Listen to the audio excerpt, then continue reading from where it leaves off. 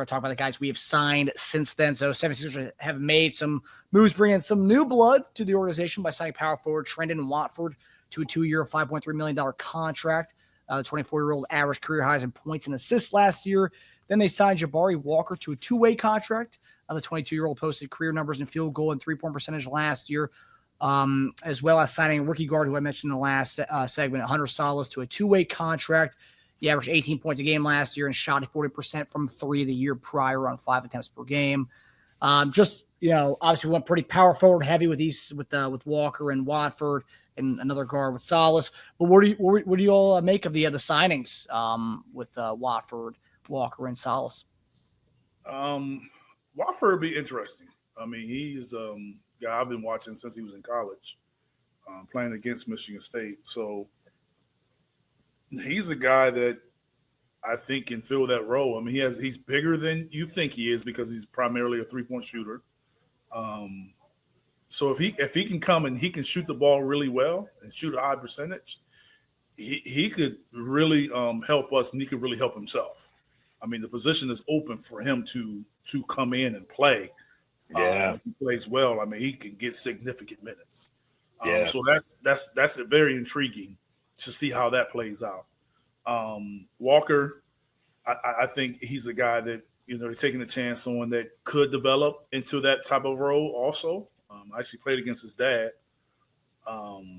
in college and in the NBA. So I know that he has the genetics. So he has a chance. I mean, he has a chance to come in and prove himself, and we'll see how that development goes. And Salas the same with him.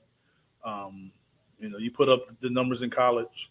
Can he come in and what kind of role can he carve this year? It may be a little hard to do that with the roster we have, but he'll have time down in the G League most likely, and he'll go down there and get better and show he belong. And I think that'll be the process for him going forward this year.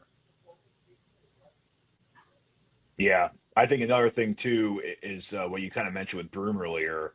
One thing that could hold him back is being able to guard those fours who are built like threes.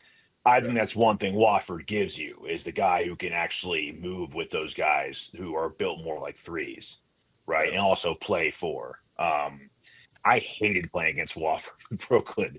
He talks good shit, which, it's good for competition.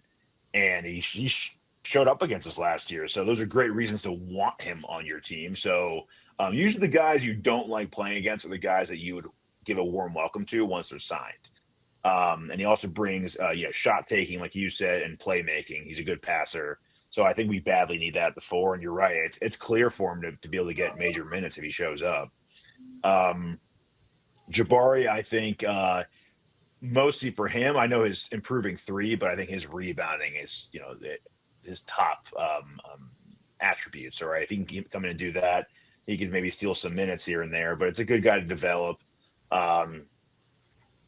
So I think I like the Watford one a lot. I think people liked it, and some people kind of got upset because they thought it meant no more Yabu when they saw that, right? So it was like every fan out there who thought we want. That's how I took it. Yeah. So it's like so they weren't judging him based on him; they were judging him based on it means no more Yabu now, right? Yeah. So although it was a vet min, we still could have technically re-signed Yabu if we had the Grimes situation sorted out, but yeah, I mean, now we have a slight hole at power forward. I guess we'll talk about that later. But I think it's good for development. It's good for now too. Yeah, Walford's an interesting one from the standpoint of he's kind of like a point forward. I mean, he's a playmaker. It's something we don't really have in that starting lineup. So if he does come in if he does take the 4 role, I mean, there's definitely a role, a niche carved out for him, which I think is interesting. He did cook us pretty well last year in 2 of the times he played us. And then Jabari Walker, that's an interesting one. So kind of development-wise over his last 3 years, obviously he's gone G League and he's played well with the Blazers, but the last 3 years, his first season, he shot 14.3% from corner 3. The second year, he shot 29.9% from the corner 3. And this past year, he shot 48.6% from the corner three. So he's developed. He knows what his role is. He's kind of developed that. And it shows the hardworking nature behind him. And also too, talking about crashing the boards. I think saw a stat here that he had 22 rebounds in a game. It was became the first Trailblazer since Bill Walton in 1974 to collect 22 boards in a game prior to the age of 22. So for a team that lacks guys who can crash the boards and crash the glass, it is a really interesting signing. And I'm surprised. Or Eric, are you surprised he's on a two-way deal? He just didn't get a standard NBA contract from a team? No. I mean, that's not surprising. I mean, that two-way can always change. Like, you can always convert it before the season starts or in training camp if you play out of that. So I think that this was probably a signing more on, how can I say it, seeing yourself in a certain position signing. Like, okay, I think I can play there, or I see a role that I can fit there.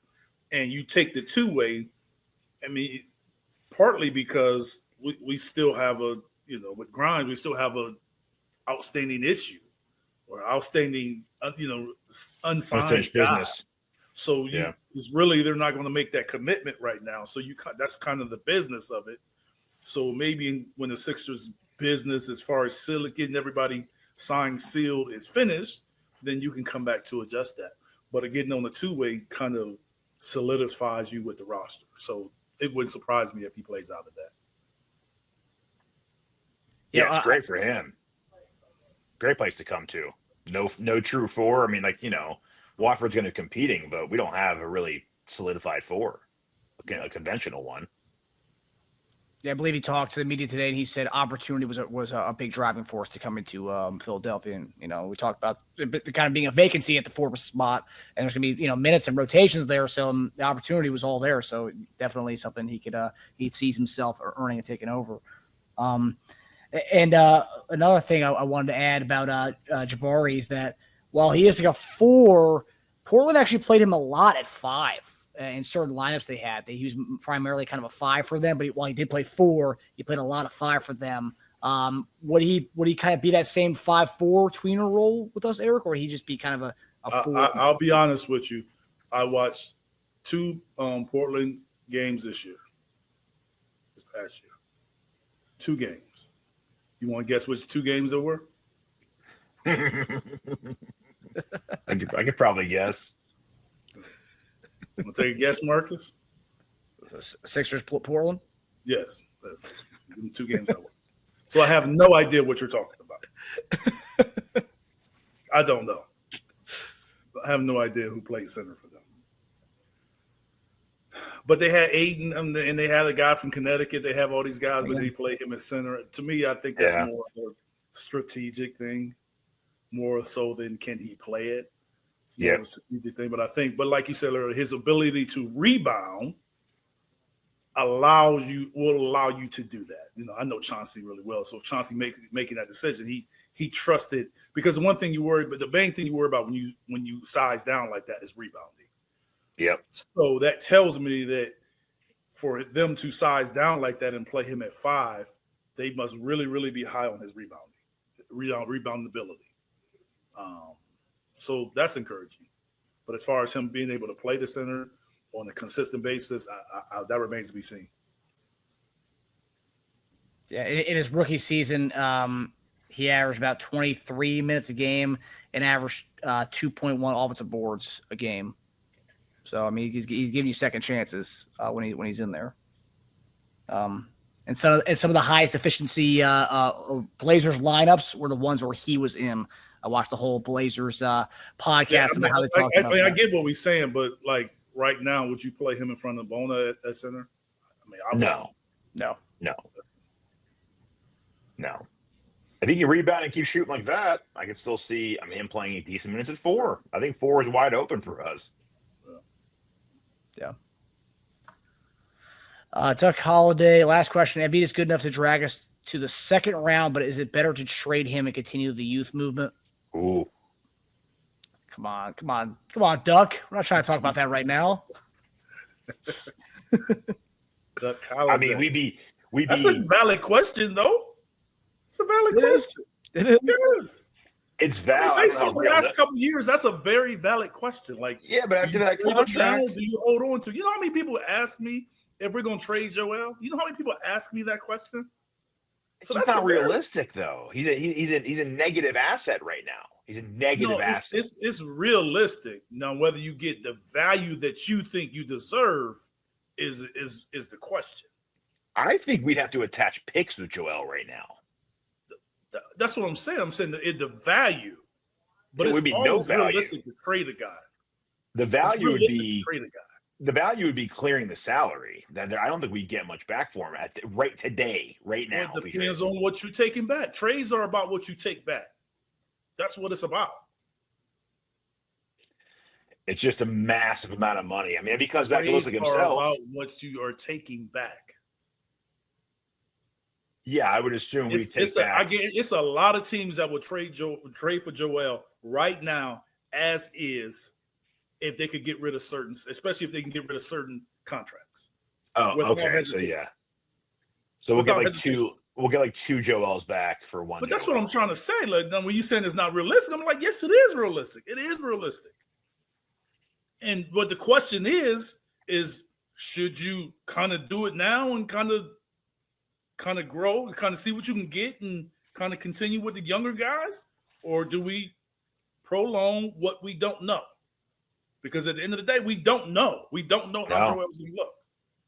No. So that's what I'm saying. It's a very valid question. But if he comes back, it doesn't look right. Those offers are all off the table. That's the chance you take. That's the chance you take. And that's why I'm not making that decision. So I don't have to worry about it. I'm just talking about it. Yeah. But I'm saying, based on if you really follow the Sixers and you, like we all do, and root for them, the last couple of years, you would have to be like, okay, what's going on here? Because in the last couple of years, but then before that, it was something. And then before that, it was something. So before you know it, we're going to be in year 7 saying the same stuff. Or are we going to be in year 7 saying that, hey, we got out of the second round? Like, which one are we going to be saying? Yeah. Yeah, I mean, I think this is obviously an interesting year for Paul George and Embiid as far as staying healthy and seeing where we can go this year. Yeah, this is and I think this question will be more of a prevalent one for next offseason if the injuries continue to happen and we don't see much progress with the core that we have right now. Well, yeah, the problem is if Joel looks like himself, no Sixers fan will want to trade him anymore. If he doesn't, everyone will, but then you won't be able to get pretty much anything back for him anymore if he's not himself after midseason. Yeah. So it's like you have to trade someone who's worth more, but people don't want to do that once they think he's MVP Joel anymore. Yeah. So we shall see. But according to Maury, Embiid is in Philadelphia. I think Ramona Shelburne reported that he's in Philadelphia, which is different from most off seasons. He's in Los Angeles during the off season, but he's in Philadelphia training and rehabbing, and he should be ready by training camp. Is what Darren Maury said. If he's in Los Angeles, he wouldn't train and get ready. I don't know. The Shelburne made that report and said that he's usually in Los Angeles for off season, but he's in Philadelphia this time. I mean, that's kind of what she was implying, is that it's more play, it's more play than business in LA. I don't think anybody I played with lived in Philadelphia during the off season. Like that's not new for guys to live somewhere else, like to live where they live. Like you put work in, Are they saying that specific doctors that, you know what I'm saying, that they're with? And, okay, I get it, I think the same report. He was at a team facility with the team doctors in Philadelphia this entire offseason, whereas in years past he would just go to Los Angeles for the entire offseason. So maybe it was more about being around the team facilities. Well, I mean, I'm here to tell you that team doctor, LA doctor, Texas doctor, they all going to operate the same. It's all about your body and your work. Yeah. So I get what they're saying, but that means nothing to me that he's still in Philadelphia during this. It does nothing for me. He's trying something different. It does nothing for me. It's all about one thing and one thing only. How is it going to look in October? I don't care where he spent his offseason. That's going to be the question. Even if it's France? That's going to be the question. It's an Olympics joke. Yeah, I got it. The Bull RJ. Oh, man, I'm so happy I can ask Eric Snow a question in real time. Well, ask away, buddy. Ask away, my man. Definitely.